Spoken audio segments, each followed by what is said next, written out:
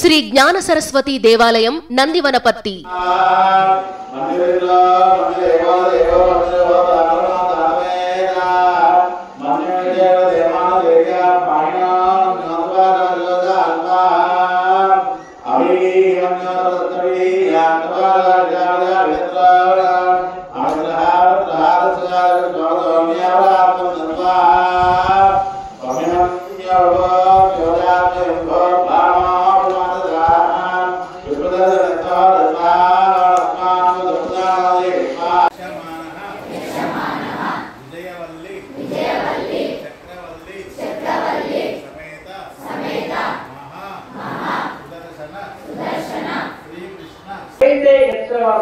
సత్రదేవ సహాయక అన్నారు. నువ్వు ఏ పని చేయాలన్నా ఈ ఉద్యమం సాహసం అన్ని ఒకలాగే పదాలు కనిపిస్తున్నాయి మనకి. ఇప్పుడు మీరు ఇక్కడ వారికి హోమం దగ్గరికి రావాలంటే మీరు సాహసం చేయాలా, మీకు మీ లోపల భక్తి ఉండాలా, మీ లోపల శ్రద్ధ ఉండాలా. ఇవన్నీ ఉన్నటువంటి వాళ్ళకి బాగా ప్రయత్నం చేసిన వాళ్ళకి మాత్రమే దేవతలు సహాయం చేస్తారని అప్పుడు ఎప్పుడు జరగలేదు. కాబట్టి ఇక్కడికి వచ్చిన మేము టీచర్లు తీసుకొచ్చి అనుకున్న వాళ్ళకి మాత్రము ఇక్కడ తీసుకురావాలి. ఇక్కడికి వచ్చిన వాళ్ళకి మాత్రమే అమ్మవారు అనుగ్రహిస్తుంది కాదు. మనం పోయిన తర్వాత మళ్ళీ స్కూల్లో శ్రద్ధగా ఉండాలి. మీరంతా ఏ క్లాస్ ఇప్పుడు ఇక్కడ మిమ్మల్ని ఎందుకు పిలిచారంటే ఇట్లా హోమము ఇక్కడ సుమారు 150 వారాల నుంచి నెలల నుంచి జరుగుతూ ఉంది. కానీ మొట్టమొదటిసారి ఇక్కడ స్కూల్ పిల్లల్ని పిలిచినాం. ఎందుకు తెలుసా? చదువుల తల్లికి స్కూల్ పిల్లలన్నా చిన్న పిల్లలన్నా బాగా ఇష్టం. రెండోది ఈ దేవాలయంలో విశేషంగా స్కూల్ పిల్లలతోటే నిర్మాణం అయింది. తెలుసా నీకు ఆ విషయం? లోపల అమ్మవారు మూల విగ్రహం ఉంది కదా, అది కూడా డబ్బులు ఇచ్చినా తీసుకోలేదు. ఇప్పుడు మీలాగా 10th క్లాస్ చదువుతున్నటువంటి పిల్లలు ఎప్పుడు 2007వ సంవత్సరంలో ఈ చుట్టుపక్కల అన్ని స్కూళ్ళకి తిరిగి వాళ్ళకి డబ్బాలు ఇచ్చి వాళ్ళు చిన్న డబ్బులతో తీసుకొచ్చినాం. రెండవ పాయింట్ ఏంటిది? అమ్మవారికి అలంకరణ వస్తువులు ఉంటాయి. మీకు తెలుసా ఏమేమి ఉంటాయి? లోపల ఏముంటాయి? కిరీటం ఉంటుంది, ఒడ్డానం ఉంటుంది, ఇంకా మకర తోరణం ఉంటుంది. ఎప్పుడైనా చూసి అమ్మవారు వెండి వీణ ఉంటుంది. ఇవన్నీ కూడా మళ్ళీ మీలాగా 10th క్లాస్ లో పిల్లల డబ్బులు ఇచ్చిన పైసలు తీసుకొచ్చాను. ఆ డబ్బులు కూడా ఒకేసారి ఇచ్చినాయి కాదు. నేను అమ్మవారి అలంకరణ వస్తువుల కోసం ఇస్తున్నాను, పొదుపు చేసి ఇచ్చిన వాళ్ళ డబ్బులతో తీసుకొచ్చాను. ఎందుకంటే అమ్మవారు ఈ పిల్లలంటే చాలా ఇష్టం.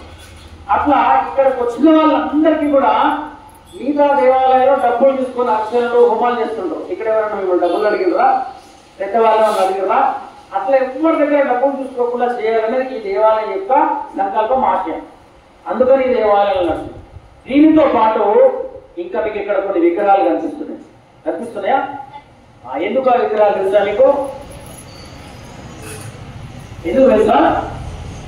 ఆ విగ్రహాలు మన స్కూల్ పిల్లల ఏ స్కూల్ పేరు? అట్లా తెలంగాణ రాష్ట్రంలో అన్నింటిలో కలిపి ఇప్పటి వరకు 250 స్కూళ్ళకి అట్లాంటి విగ్రహాలు ఇచ్చినాం మనం. ఎందుకంటే పూజ చేయడానికి కాదు. ఎందుకు ఇచ్చినాం? గుణ సంపద గల వ్యక్తుల నిర్మాణానికి విద్యాలయాలు తోడ్పడాలి, తద్వారా దేశ భవిష్యత్తు ఉజ్వలం అవ్వాలి. ఆ విగ్రహాన్ని చూడంగానే మన దగ్గర ఉన్న టీచర్లకు ఏమనపడాలి? ఈ స్కూల్లో చదువుతున్నటువంటి పిల్లలకు ఒక చక్కని సంస్కారవంతమైన విద్య అందించాలి అని వాళ్ళకి స్పృహగా కలగాలి. ఎప్పుడు వస్తుంది? కరెక్ట్, జనవరి, ఫిబ్రవరి. మాఘ శుద్ధ పంచమి. చెప్పండి ఒకసారి. మాఘ శుద్ధ జనవరి లేకపోతే ఫిబ్రవరి. కరెక్ట్ చెప్పండి. మీకు బాగా నాలెడ్జ్ ఉంది. సో అట్లా అమ్మవారికి పూజ చేసిన తర్వాత సాయంత్రం ఊరేగింపు అయితే చూస్తారా?